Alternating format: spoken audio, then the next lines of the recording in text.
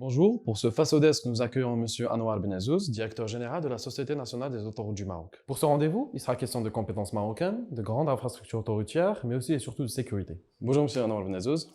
Bonjour, c'est un plaisir d'être parmi vous. Tout d'abord, première question, on dit souvent que l'autoroute du Maroc pâtit d'un déficit chronique. On voulait savoir quel est au juste l'impact de ce déficit sur son développement et sa situation. En fait, c'est une question qui relève de la notion de rentabilité.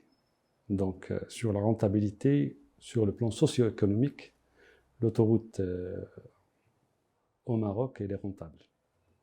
Et elle remplit les objectifs pour lesquels elle a été réalisée. Par contre, il y a une rentabilité économique, il y a une rentabilité financière. La rentabilité économique, c'est une rentabilité projet. Donc, elle ne prend pas en compte l'argent, il vient d'où, qui est-ce qui l'a financé. Mais la rentabilité concessionnaire, c'est la rentabilité financière. Elle prend en compte de l'argent, il vient d'où. Donc, l'État met à disposition à ADM le foncier et 20% des prix de la construction. Et 80%, elle garantit la dette concessionnaire. Il faut comprendre que dans les autoroutes et les infrastructures en général, l'autoroute a un cycle de vie. Donc il y a une période d'investissement lourd et après il y a des recettes qui viennent, qui augmentent et avec le temps, c'est une courbe en J. Et nous au Maroc, on est au démarrage de la courbe. En France, ils sont à la sortie de la courbe et c'est pour ça les entreprises en France, en Portugal, en Italie, elles sont rentables. Donc, juger l'autoroute dans un début de cycle de vie n'est pas normal. Il est vrai aussi que la tarification, c'est le choix de l'État pour rembourser cette dette. Et c'est le seul moyen de recette de l'autoroute du Maroc. Il faut savoir que les tarifs de péage n'ont pas augmenté depuis 2005 en hors taxe. Il y a un système d'adossement pour les autoroutes. Donc, il y a un réseau historique qui a un niveau de trafic élevé et il y a un réseau qui est jeune ou un niveau de trafic qui est bas. Donc le niveau de trafic, il va de moins 3000 véhicules jour à plus de 80 000 véhicules jour. Et donc ce n'est pas normal de comparer le réseau avec cette différenciation. Donc si on parle de rendement sur, bien sûr concessionnaire, sur le strict définition du rendement, on peut dire que moins de 50% du réseau est rentable. Cela dit, les recettes de péage nous permettent de payer une partie de la dette, les intérêts, une partie des grosses réparations, une partie des entretiens courants. Ils nous permettent aussi de faire des triplements de temps en temps sur le réseau autoroutier. ADM, le concessionnaire, avec l'État et maintenant l'agence, ils travaillent de manière continue pour trouver des équilibres, pour permettre de préserver le patrimoine et de faire de nouveaux projets futurs. Comment structurez-vous votre financement au sein d'Autoroutes du Maroc? Est-ce qu'on peut dire que l'État porte à bout de bras ADM? En fait, le financement, il se fait au démarrage du projet. C'est-à-dire l'étude, une partie de l'étude, c'est ADM qui le fait. En même temps, le projet de financement, c'est fait par ADM. Majoritairement, le financement, c'est des financements concessionnaires. Et on a des banques comme la Banque européenne d'investissement, le Fonds arabe d'investissement. On a presque tous les fonds et les banques de développement qui sont dans notre partie concessionnaire. Mais dès que le réseau augmente et on a un certain niveau de trafic qui nécessite une exploitation, on va à l'obligataire. Et l'obligataire, c'est l'épargne locale marocaine. Donc, à peu près, sur les 40 milliards, il y a 17 concessionnaires, il y a à peu près 19 obligataires et le reste, c'est bancaire. Donc, c'est ça la structure du financement et c'est fait par ADM, garanti par l'État. Toujours en parlant de financement, comment vous procédez pour le financement des travaux de dédoublement ou de triplement? Tout projet, dès le démarrage, il y a l'aspect technique. Donc les équipes projet, ils optimisent le projet, ils revoient. Parfois on fait des appels d'offres, parfois on fait des annulations d'appels d'offres pour revoir s'il y a des petites optimisations à faire. Au même moment où on fait ça, on travaille sur les financements. Et en général, on a une excellente relation avec les banques de développement. Donc on leur envoie nos projets et ils décident s'il est viable, pas viable, s'il faut le financer ou pas. Jusqu'à maintenant, on est très fiers de cette collaboration avec les banques de développement. Et majoritairement, par exemple, le triplement, il est financé par la BEI, le Tetmel El-Barchid est financé par le FADES. On réussit à intéresser les banques de développement par le sérieux et la qualité du travail des ingénieurs de l'autoroute du Maroc. Cette année, on a remarqué que vos résultats ont été considérablement impactés par le Forex. Est-ce que la raison est à trouver dans un défaut de couverture de change? Il n'y a pas de couverture de change. Ce n'est pas un défaut. Il n'y a pas de couverture de change. Et ces discussions ont eu lieu avec le ministère de Finances depuis 2016. Et on s'est dit dans ces discussions que le risque de change, c'est un sujet de toutes les entreprises et établissements publics. Et il faut trouver un moyen global pour ça. Je crois qu'avec l'agence, il y aura une réflexion dans ce sens pour aller vite. Mais ce que ADM a fait par rapport à ça, c'est qu'on a essayé de faire que le portefeuille en devise se rapproche du panier d'Iram, 40-60. D'où le remboursement par anticipation de 3 milliards dirhams du FADES, qui est en dinar koweïtien, et le remplacement de ce 3 milliards par un crédit bancaire des banques locales en dirhams. Et là, on s'approche des 60-40. Ce qui fait notre impact en termes de risque de change en 2022 était moins fort que les autres entreprises publiques qui n'ont pas fait cette ingénierie financière que ADM a fait depuis 2016. En parlant des grands projets que porte aujourd'hui ou qu'initie aujourd'hui ADM, est-ce que vous pouvez nous parler un peu de l'autoroute continentale Rabat-Casablanca pour comprendre un peu l'origine de cette idée d'avoir une autoroute continentale, une deuxième autoroute, et où en est-on actuellement? La structure du réseau autoroutier, il a été faite suite à une étude que le ministère a fait sur le schéma national autoroutier. Et il y avait le schéma autoroutier national 1 et 2. Et dans le schéma autoroutier national 2, il était prévu de faire l'autoroute continentale avant le triplement de l'autoroute actuelle Rabat-Casa. Et ça a été prévu que cette autoroute-là soit opérationnelle à partir de 2018. Le ministère a choisi en 2010, je crois, de tripler. Je crois qu'il y avait une urgence sur le plan trafic entre Rabat-Casa. Et ils ont triplé Rabat-Casa en 2011-2012. Le trafic a augmenté de manière tellement forte que la route continentale est la seule option possible. C'est une autoroute où il n'y a pas de recettes supplémentaires. C'est les mêmes recettes qui sont partagées sur deux infrastructures parallèles. Donc c'est un seul couloir où il y a deux autoroutes parallèles. Elle est nécessaire et le schéma autoroutier en parlait. Et nous, on exécute cette vision du ministère. Nous sommes actuellement dans la phase finalisation des études d'exécution.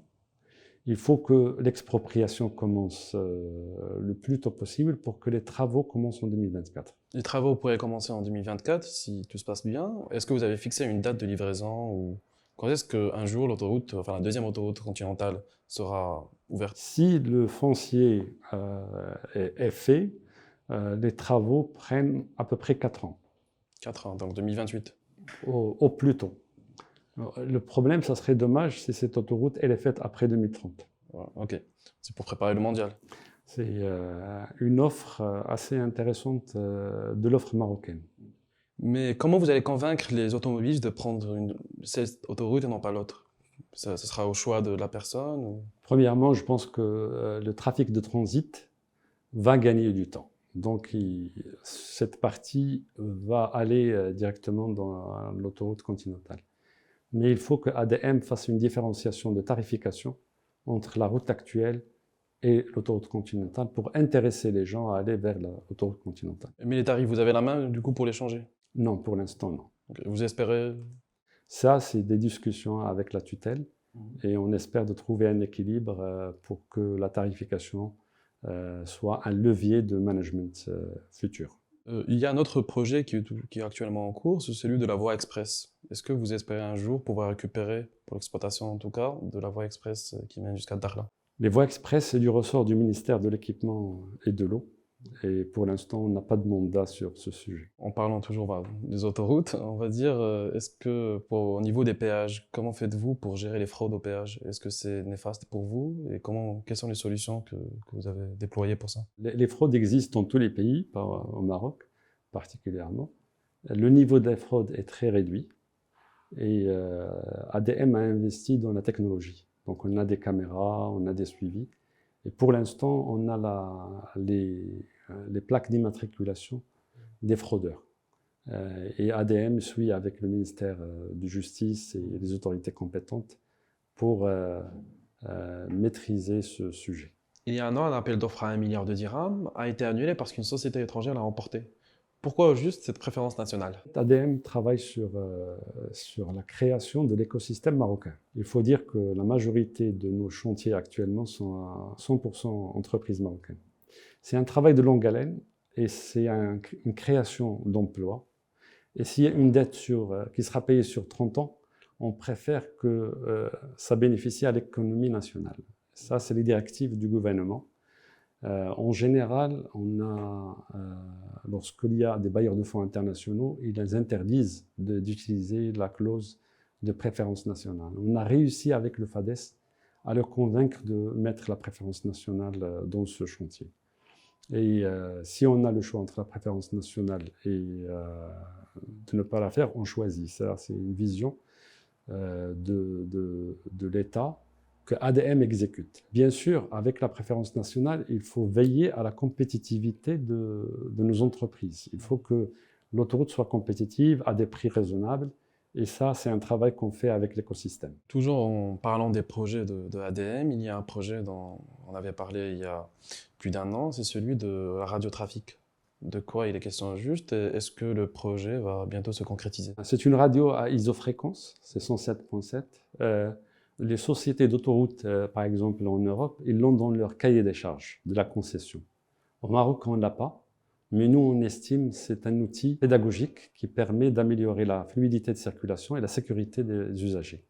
Donc sur l'aspect technique, on s'est dit on va faire un test entre Kenitra vers Barchid. On est dans la phase technique d'installation des antennes sur tout le réseau. Donc, il est en train de faire ça. Les équipes sont en train d'avancer. On a préparé le contenu. Donc, on va bientôt lancer en interne la radio. En parallèle, il y a un travail avec le ministère des Finances parce qu'il faut créer une filiale, il faut des autorisations. Ça prendra son temps, mais techniquement, et sur le plan travail en interne, ça avance bien. On espère dans 6 mois pouvoir... Donc ça sera une radio comme les autres, donc vous avez besoin d'autorisation de l'ACA. Bien sûr. Vous l'avez eu? On a un accord de principe, mais pour avoir l'accord final, il faut créer la filiale, il faut déposer le dossier, et il y a un travail administratif à faire. Donc les équipes sur l'aspect technique et l'aspect rédactionnel, ils sont en avance, mais on est en train de suivre la procédure normale. La généralisation du pass Jawaz a-t-elle amélioré finalement le rendement de ADM? Actuellement, on est arrivé à 60%. C'est un choix des usagers. ADM n'a pas poussé pour ce choix particulièrement, mais nous, on est convaincus que c'est un outil qui permet de fluidifier et d'améliorer la sécurité. C'est 60% sur l'ensemble. Mais pour les poids lourds, on est proche de 80%. On estime que ce taux va augmenter, mais un petit peu. C'est-à-dire on ne va pas arriver à 100%, je ne pense pas. Mais entre 60 et 70, c'est possible. Ce type d'investissement se voit lorsqu'on arrive à des journées, comme l'année dernière, au mois d'août, juste avant l'Aïd. On est arrivé à des trafics de 630 000 véhicules jour. Et ça, sans Jawaz, c'est impossible. C'est impossible. Les files d'attente, ce qui est important à savoir, avant Jawaz, les files d'attente étaient en kilomètres. Avec Jawaz, les files d'attente pour l'espèce, ils sont en mètres. Parce que la population qui utilise l'espèce, qui restera toujours elle est inférieure. On a réduit le nombre de transactions espèces de 100 millions de transactions par an en 2019 à 60 millions. Et ça, c'est un choix fait par les usagers. Depuis quelques années aussi, on a vu fleurir à travers les autoroutes du Maroc des enseignes de fast-food. Comment vous est venue l'idée de les installer? Au fait, on souhaite que le voyage de l'usager sur autoroute soit agréable. Ce qui veut dire agréable, c'est ce qu'il peut trouver dans la ville. Si on peut le faire dans les aires de service sur l'autoroute, ça serait intéressant. Et par exemple, il y a certaines enseignes qui ont des aires de jeu pour enfants. Parce que le voyage, c'est majoritairement des familles, c'est avec des enfants. Il faut que ça soit agréable. Au départ, l'autoroute est mal comprise par les industriels. Ils pensent que ce n'est pas rentable, ils pensent que c'est difficile. Lorsqu'il y a un qui avance, l'autre suit. On souhaite que l'usager ait le choix. Et le dernier point qui est très important pour moi, c'est que le prix pratiqué par ces enseignes sur les aires de service est le même que la ville.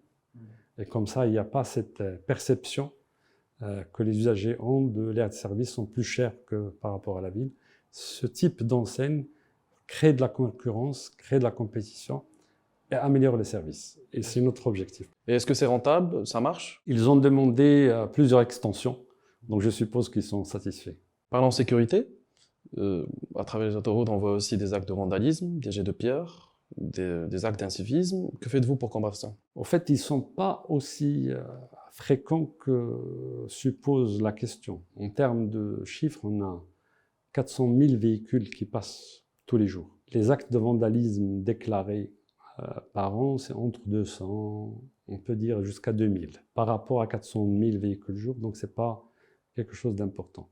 Par contre, il y a une commission interministérielle qui se réunit et qui réunit tous les acteurs pour prendre des actions. Parmi les actions qui incombent à Autoroute du Maroc, c'était de mettre les grillages et les caméras. Et on l'a fait sur 150 passages supérieurs ou ponts. Et on a remarqué une nette baisse depuis. Je crois que c'est un phénomène qui ne sera jamais éradiqué parce qu'il faut faire de l'éducation, de la sensibilisation. On le fait à travers notre programme GIDE sur les écoles limitrophes des autoroutes. Mais je suppose aussi que le ministère de l'Éducation, que d'autres acteurs qui travaillent avec nous, comme la gendarmerie royale, comme le ministère de la Justice, tout le monde est mobilisé pour que la sécurité des usagers sur autoroute et ailleurs soit suivie et actée. Pour la sécurité, il y a aussi les radars intelligents. Tout à fait. Est-ce qu'ils sont en service? Est-ce qu'ils marchent? La NARSA a déjà mis certains radars, mais je ne suis pas encore sûr qu'ils ont mis les radars intelligents. Ils ont un programme d'exécution. Pour ce qui concerne les travaux d'infrastructure, on a remarqué que vous soyez en charge de chantiers qui sont au-delà de votre périmètre d'action. Pourquoi cela? Il y a des points où nous, dans nos études, on réalise qu'il y a un niveau de trafic très important. Par exemple, il y avait un problème au niveau de Mohammedia. Donc on a travaillé en coopération avec la région, en coopération avec le ministère de l'Équipement, pour améliorer tous les accès au niveau de Mohammedia. On a fait la même chose au niveau de Tmara, Ain Atiq, parfois il y a des doublements de ponts. Pour l'autoroute, par exemple, Tietmel El Barchid, il y a la pénétrante qui s'appelle RR 315 au niveau de Mediouna, où nous avons estimé que c'est une autoroute, c'est une route régionale qui est très sollicitée dans une zone inondable et où le tracé routier n'est pas adéquat. Et avec le ministère et la région, on a fait un montage financier pour lancer les travaux sur celle-là avec préférence nationale. Et là, l'entreprise marocaine qui est en train de le faire, c'est son premier chantier de ce type-là. Et nous sommes fiers de développer un écosystème de ce type-là. C'est une coopération avec les villes. Par exemple, le nœud de Sidi Marouf, qui est un nœud capital parce qu'on n'a pas de foncier. Et on a triplé le contournement de Casa. Et on a triplé à Casa, Sidi Marouf vers l'aéroport. Et le lien entre ces deux autoroutes, il n'est pas adéquat. C'est un investissement de 600 millions de dirhams. Le trafic majoritairement, il est de la région et il est urbain. Et donc, on a des discussions avec la région, le ministère et ADM pour trouver un montage financier. L'idéal, c'est de faire ces travaux-là avant la fin des triplements.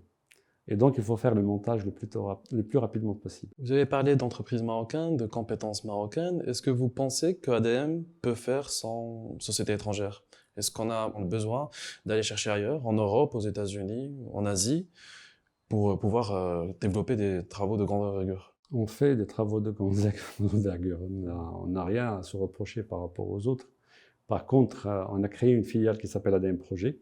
On a regroupé toute l'expertise technique.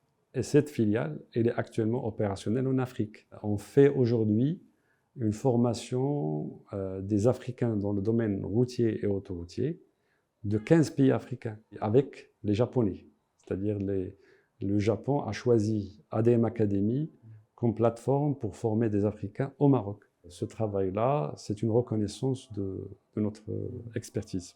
Enfin, toute dernière question, est-ce que vous pouvez nous parler de vos actions en matière de mobilité durable? C'est quelque chose qui s'impose à nous. ADM a déjà fait le reboisement d'à peu près 3 millions d'arbres sur le réseau. Et en dehors, parce qu'on suit les eaux et forêts.